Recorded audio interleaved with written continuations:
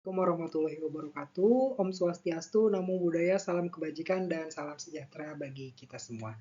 Sebelumnya perkenalkan, nama saya Roni Ismail dengan NIM 240301020639. Nah, pada kesempatan kali ini saya akan presentasi mata kuliah teori akuntansi yang akan mengangkat 4 pilar SAK yang berlaku di Indonesia.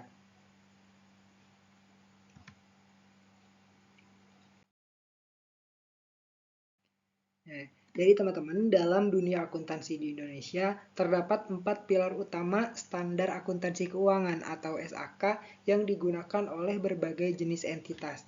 Nah, 4 pilar tersebut adalah yang pertama SAK internasional, yang kedua yaitu SAK Indonesia, yang ketiga yaitu SAK untuk entitas privat IP atau entitas tanpa akuntabilitas publik atau ETAP, dan selanjutnya yaitu SAK Indonesia untuk entitas mikro, kecil, dan menengah atau MKM.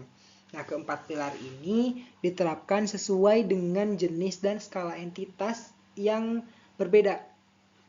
Nah, pada slide berikutnya kita akan membahas masing-masing standar ini secara lebih rinci.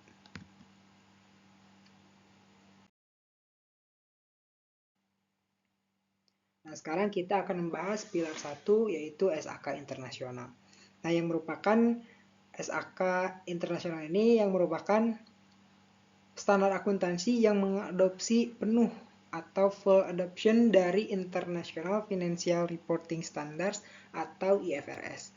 Nah, SAK internasional ini diterbitkan oleh International Accounting Standard Board atau IASB dan digunakan oleh perusahaan dengan akuntabilitas publik yang signifikan.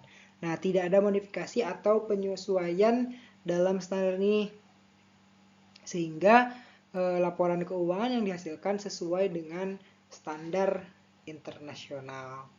Entitas yang wajib mematuhi SAK internasional ini yaitu yang pertama perusahaan publik dan emiten yang terdaftar di Bursa Efek Indonesia.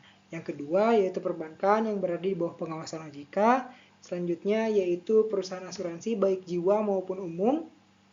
Selanjutnya yaitu badan usaha milik negara atau BUMN yang memiliki tanggung jawab pada keuangan besar. Nah, karena mengacu langsung pada IFRS, SAK internasional ini bertujuan untuk meningkatkan transparansi dan juga daya banding laporan keuangan. Nah, sehingga entitas yang mengikuti standar ini dapat lebih mudah menarik investor dan berpartisipasi dalam pasar global. Nah, setelah membahas SAK internasional, sekarang kita masuk pilar kedua yaitu SAK Indonesia. Nah, berbeda dengan SAK internasional yang mengadopsi penuh dari IFRS, SAK Indonesia ini merupakan hasil konvergensi dari IFRS, yang berarti standar ini mengacu pada IFRS tetapi dengan beberapa penyesuaian untuk mengakomodasi kondisi kebutuhan akuntansi di Indonesia. Nah, ciri utama SAK Indonesia ini yaitu mengacu pada IFRS. Akan tetapi, tidak semua standar IFRS diadopsi. Jadi, jika dianggap kurang relevan dengan kondisi Indonesia, maka tidak diadopsi meskipun itu dari IFRS. Yang kedua yaitu terdapat beberapa modifikasi. Jadi dalam persyaratan IFRS untuk menyesuaikan dengan regulasi dan juga praktik akuntansi di Indonesia ini. Selanjutnya yaitu mengakomodasi pernyataan standar akuntansi keuangan atau PSAK yang dikembangkan secara khusus untuk kebutuhan lokal. Nah, entitas yang wajib mematuhi SAK Indonesia ini yaitu entitas dengan akuntabilitas publik yang akan tetapi tidak memiliki kewajiban untuk menggunakan SAK internasional. Selanjutnya yaitu entitas tanpa akuntabilitas publik, tetapi memilih untuk mengikuti standar ini agar lebih fleksibel dalam penyajian laporan keuangan. Nah, SAK Indonesia ini dikembangkan oleh Dewan Standar Akuntansi Keuangan Ikatan Akuntan Indonesia atau DSAK-IAI dengan mempertimbangkan kondisi bisnis dan juga regulasi di Indonesia. Nah, dengan adanya SAK Indonesia ini, perusahaan yang tidak terdaftar di bursa atau tidak memiliki akuntabilitas publik yang signifikan tetap dapat mengikuti standar yang selaras dengan IFRS. Akan tetapi, lebih relevan dengan kondisi domestik. Nah, selanjutnya kita masuk ke pilar ketiga, yaitu SAK Indonesia untuk entitas privat EP atau entitas tanpa akuntabilitas publik atau ETAP. Nah, SAK ini ditujukan bagi entitas yang tidak memiliki akuntabilitas publik seperti usaha kecil dan menengah atau UKM, tapi tetap memerlukan standar akuntansi yang sesuai untuk pelaporan keuangan mereka. Nah, karakteristik SAKEP atau SAK ETAP ini yaitu dikembangkan sebagai konvergensi dari IFRS for ISME, tetapi dengan sejumlah penyesuaian agar lebih sesuai dengan kondisi di Indonesia. Selanjutnya, lebih sederhana dibandingkan SAK Indonesia karena tidak mencakup aturan yang kompleks seperti pengakuan instrumen keuangan ataupun pengukuran nilai wajar yang lebih ketat. Nah, saat ini SAKEP ini akan menggantikan SAK ETAP dalam rangka penyempurnaan standar untuk entitas privat di masa depan. Entitas yang wajib mematuhi SAKEP atau SAK ETAP ini yaitu entitas tanpa akuntabilitas publik signifikan seperti usaha kecil dan menengah atau UMKM yang tidak terdaftar di pasar modal. Selanjutnya itu entitas dengan akuntabilitas publik, akan tetapi diperbolehkan menggunakan standar ini berdasarkan regulasi otoritas berwenang. Referensi atau acuan standar, nah ini berdasarkan IFRS untuk UKM, Small and Medium Size Entities, dengan beberapa penyesuaian sesuai dengan kondisi yang ada di Indonesia. Nah, penerapan SAKEP atau SAK ETAP ini bertujuan untuk memberikan standar akuntansi yang lebih sederhana, fleksibel, dan juga sesuai dengan kebutuhan usaha kecil dan menengah tanpa menghilangkan transparansi dan akuntabilitas dalam pelaporan keuangan.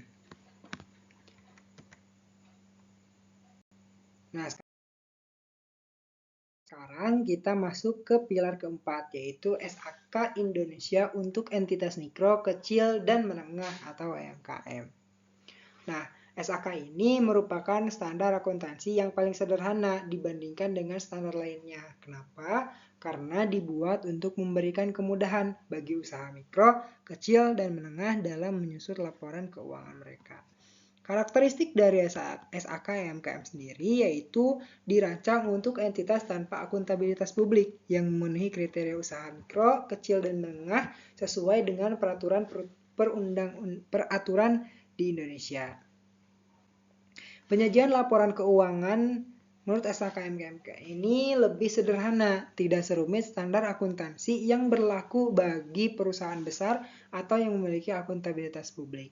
Nah, dan fokus utama standar ini adalah memberikan informasi keuangan yang relevan dan juga mudah digunakan oleh pemilik usaha, investor kecil, serta pihak lain yang berkepentingan. Entitas yang wajib mematuhi SK UMKM yaitu UMKM yang memenuhi kriteria usaha mikro, kecil, dan menengah sesuai dengan peraturan perundang-undangan di Indonesia. Selanjutnya, entitas tanpa akuntabilitas publik yang lebih kecil dibandingkan perusahaan yang menggunakan SAKEP atau SAK ETAP. Nah, referensi dari atau acuan standar akuntansi ini yaitu disusun oleh DSAKIAI dengan mempertimbangkan kebutuhan dan karakteristik UMKM di Indonesia. Nah, dengan adanya SAK UMKM, pelaku usaha kecil ini dapat lebih mudah dalam menyusun laporan keuangan mereka, sehingga dapat meningkatkan transparansi, mempermudah akses pendanaan, serta memperkuat pertumbuhan bisnis mereka. Nah, selanjutnya IFRS atau US GAAP yang menjadi acuan standar akuntansi yang berlaku di Indonesia. Nah, jadi jawaban dari pertanyaan itu adalah IFRS.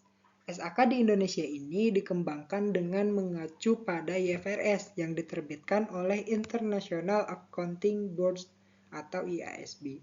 Nah, hal ini bertujuan untuk meningkatkan transparansi dan daya banding laporan keuangan Indonesia dengan standar global. Nah, jadi sejak tahun 2012, pemerintah Indonesia ini dan perusahaan bisnis telah melakukan konvergensi penuh ke IFRS, menggantikan standar akuntansi sebelumnya yang banyak dipengaruhi oleh US GAAP atau United States Generally Accepted Accounting Principles. Nah, tujuan utama dari adopsi IFRS ini adalah untuk meningkatkan transparansi dan daya banding laporan keuangan Indonesia dengan standar global, mempermudah akses bagi perusahaan Indonesia untuk menarik investasi asing, dan memastikan bahwa pelaporan keuangan perusahaan di Indonesia lebih relevan dan dapat diandalkan. Nah, dengan adopsi IFRS, perusahaan-perusahaan di Indonesia kini mengikuti standar yang digunakan di banyak negara, sehingga memudahkan mereka dalam beroperasi di pasar global dan meningkatkan kualitas pelaporan keuangan mereka. Setelah membahas adopsi IFRS di Indonesia, maka muncul lagi pertanyaan. Apakah satu standar akuntansi fit for all? Apakah status standar akuntansi cocok untuk semua jenis entitas? Jawabannya adalah tidak. Mengapa? Tidak semua entitas memiliki skala operasional dan kebutuhan pelaporan keuangan yang sama, teman-teman. Oleh karena itu, Indonesia mengembangkan 4 pilar SAK yang disesuaikan dengan karakteristik dan kebutuhan berbagai jenis entitas, mulai dari perusahaan dengan akuntabilitas publik yang signifikan hingga usaha mikro kecil dan juga menengah atau UMKM. Nah, dengan adanya 4 pilar SAK ini, setiap entitas dapat menyusun laporan keuangan yang relevan dan juga andal sesuai dengan tingkat kompleksitas dan skala bisnisnya.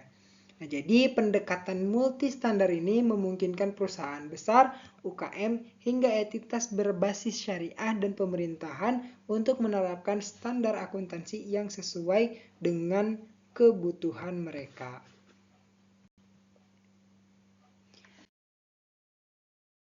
Nah, mungkin dicukupkan sekian presentasi dari saya. Mohon maaf apabila banyak kesalahan dalam presentasi hari ini. Saya Roni Ismail, pamit undur diri. Wassalamualaikum warahmatullahi wabarakatuh.